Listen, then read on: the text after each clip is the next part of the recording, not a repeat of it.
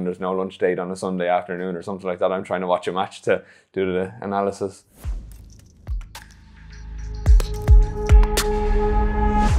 My biggest hurling influences is probably a couple of guys I could credit that to. So throughout the underage structures of Cuala, there's probably Dennis Monaghan, Ken Fitz, Dale Byrne, and then John Tracy and Willie Brain were my coaches growing up. So I suppose they would have had the biggest influence on me as a kid. They were always on to me and always trying to make sure I was practicing. And Deo, especially when I made the move to goalkeeping, he was very helpful to me.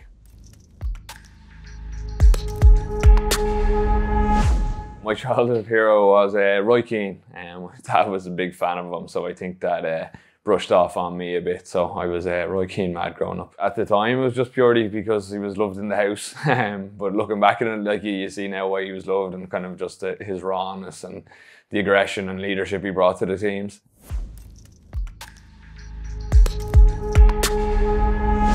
GAA in my world, like it's obviously a huge part of my life. We're 3-4 days a week training, so I'm very lucky to have a good, supportive employer who lets me do what I need to do to facilitate my training. And obviously my partner at home as well, she's very forgiving at times, like with holidays and stuff like that. So, but look, we make it work. Like we find time to chill out and whatnot. So look, it's very enjoyable. Jess is my partner at home there, yeah, and look, time management. So she'd be giving out to me there now when there's no lunch date on a Sunday afternoon or something like that. I'm trying to watch a match to do the analysis. You're going home, you're grumpy after a game or something like that. They're putting the arm around the shoulder for you.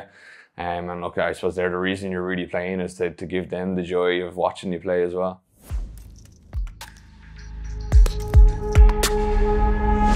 The main skill I'm working on at the moment is probably the puck outs. They're just got such an integral part of the game, especially for a goalkeeper.